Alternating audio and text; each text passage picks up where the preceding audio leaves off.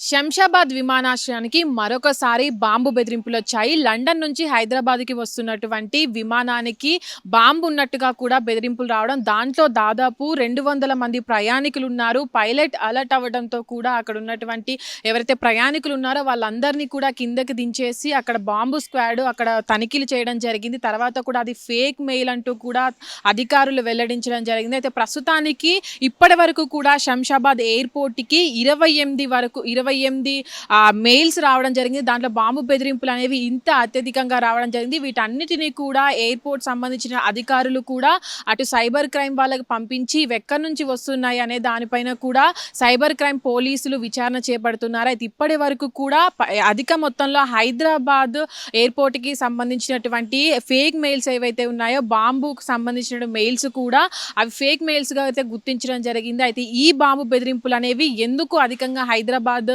ఎయిర్‌పోర్ట్‌కే వస్తున్నాయి. అయితే మనం గతంలో చూసుకున్నట్లయితే అహ్మదాబాద్ ఎయిర్ ఫ్లాష్ అయిన తర్వాత కూడా చాలా వరకు కూడా అటు ఎయిర్‌పోర్ట్స్ కావచ్చు, అటు సంబంధించిన ఎయిర్‌లైన్స్ ఉంటాయో వాటికి కూడా బాంబు బెదిరింపులు అనేవి అధికంగా వస్తున్నాయి. చాలామంది అప్రమత్తమయ్యి భయాందోళనకు గురయ్యి అక్కడ ఉన్నటువంటి ప్రయాణికులను కూడా కిందకి దింపేసి తనిఖీలు చేసిన తర్వాత అది ఫేక్ మెయిల్స్ అని కూడా గుర్తిస్తున్నారు. అయితే ఎందుకు ఇంతగానము అంటే దీని తర్వాత ఎందుకు ఇంత మొత్తంలో కూడా ఫేక్ మెయిల్స్ అనేవి వస్తున్నాయి? ఇవి ఎవరైనా అగాంతకులు పంపిస్తున్నారా? లేదంటే కావాలనే వీటిపైన వాళ్ళు ఎవరైతే సిబ్బంది ఉంటారో వాళ్ళు అప్రమత్తం అవ్వడానికి ఇలాంటివి చేస్తున్నారా అనే దానిపైన కూడా అధికారులు విచారణ చేపడుతున్నారు. అయితే ఇప్పటి వరకు కూడా మనం చూసినట్లయితే ఇప్పటి వరకు వచ్చిన ఏవైతే మెయిల్స్ ఉన్నాయో అవన్నీ కూడా ఏదో బ్లాక్ వెబ్ అనే వెబ్‌లతో కూడా అటు సంబంధించినటువంటి ఏవైతే ప్లాట్‌ఫామ్స్ ద్వారా కూడా ఈ మెయిల్స్ పంపించినట్టుగా గుర్తించారు. అయితే ఏవైతే వీటిని యూజ్ చేస్తున్నారో వాటిని యూజ్ చేసినప్పుడు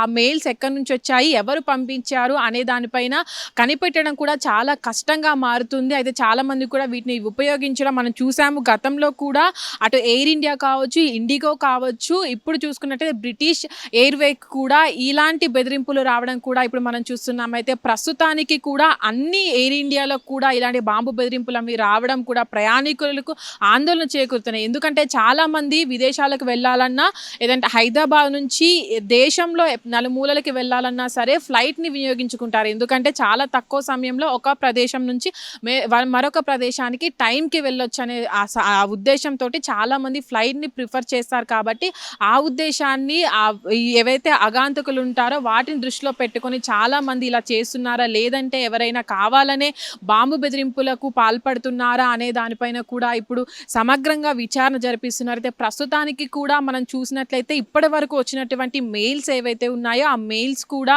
28 రావడం, దాదాపు అందులో చాలా వరకు కూడా ఫేక్ మెయిల్స్ రావడము, ఎవరైనా వ్యక్తుల గురించి మెయిల్స్ వస్తున్నాయా? లేదంటే ఎవరైనా ప్రముఖులను టార్గెట్ చేసుకొని మెయిల్స్ అనేవి పంపిస్తున్నారా? అనే దానిపైన కూడా దర్యాప్తు చేపడుతున్నారు. అయితే ఇప్పటి వరకు కూడా ఓన్లీ ఎయిర్‌లైన్స్‌కే కాకుండా మిగతా ప్రముఖుల ఇల్లులు ఎవరైతే ఉంటాయో వాళ్ళకు కూడా బాంబులు బెదిరింపులు అనేవి రావడం, అవి కూడా మెయిల్స్ నుంచి రావడం కూడా మనం చూస్తున్నాం. అయితే ప్రస్తుతానికి కూడా అక్కడ ప్రముఖుల ఇంటికి కూడా బాంబు స్క్వాడ్‌లు చేసిన తర్వాత కూడా అవి ఫేక్ మెయిల్స్ అంటూ కూడా పోలీసులు నిర్ధారణ చేస్తున్న పరిస్థితి. అయితే గతంలో చూసుకున్నట్లయితే కొన్ని నెలలుగా మనం ఏదైతే అహ్మదాబాద్ ఫ్లైట్ యాక్సిడెంట్ జరిగిన తర్వాత కూడా ఇలాంటి మెయిల్స్ అనేవి అధికంగా వస్తున్నాయి. ఇది ఎవరు పంపిస్తున్నారు అనే దానిపైన కూడా దీనిపైన ఏదైనా కుట్ర ఉందా అని కూడా ఎన్ఐఏ పూర్తిగా దర్యాప్తు చేపడుతుంది. ఆ కోణంలో కూడా ఎవరైతే ఉగ్రవాదులు ఎవరైనా నిఘా పెట్టారా? లేదంటే ఎవరైనా ప్రముఖుల కోసం ఇవన్నీ చర్యలు చేపడుతున్నారా? అనే దానిపైన కూడా ఎన్ఐఏ సమగ్రంగా విచారణ జరుపుతున్న పరిస్థితి అయితే ఇప్పుడు నెలకొంది. అయితే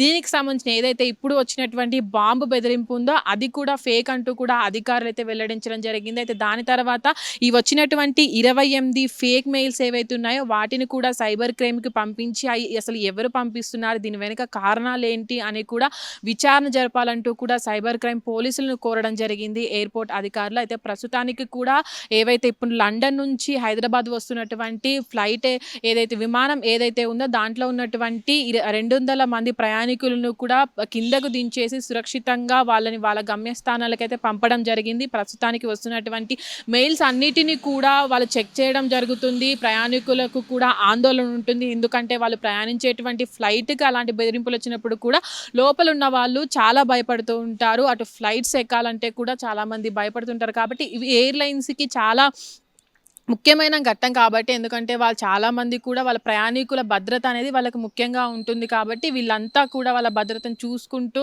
అటు ఈ మెయిల్స్ అనేవి ఎక్కడి నుంచి వస్తున్నాయని కూడా దర్యాప్తు చేపట్టాలని కూడా సైబర్ క్రైమ్ని కోరడం జరిగింది. హిట్ టీవీ యాప్ ఇందులో short news, live news, entertainment shows, movies, digital magazines తో పాటు మీ జిల్లా వార్తలను కూడా ఫ్రీగా చూడొచ్చు. ఇంకెందుకు ఆలస్యం, వెంటనే హిట్ టీవీ యాప్ ని డౌన్లోడ్ చేసుకుని ఫ్రీగా ఎంటర్టైన్మెంట్ పొందండి. Hit TV app. Hit TV app. Please download Hit TV app. Hit TV app ని ఫ్రీగా డౌన్లోడ్ చేసుకొని ఎంజాయ్ చేయండి. మీకు నచ్చిన ఎంటర్టైన్మెంట్ కోసం హిట్ టీవీ యాప్ ని ఫ్రీగా డౌన్లోడ్ చేసుకుని ఎంజాయ్ చేయండి. హిట్ టీవీ యాప్ ని డౌన్లోడ్ చేసుకుని ఆస్వాదించండి, ఆశీర్వదించండి. ఇంతమంది సెలబ్రిటీలు హిట్ టీవీ యాప్ ని డౌన్లోడ్ చేసుకోండి అని చెప్తున్నారంటే ఎంత మంచి యాప్ ఆలోచించండి. అమెరికా అమెరికా అమెరికా అమెరికాలో చదవాలనుకునే వాళ్ళకి విశ్వసనీయమైన పేరు మన శౌర్య కన్సల్టెన్సీ. UK లో 1 year masters. UK లో 1 year masters. 2 years work permit up to 5 years visa. Contact Saurya Consultancy. Contact 89851 89851.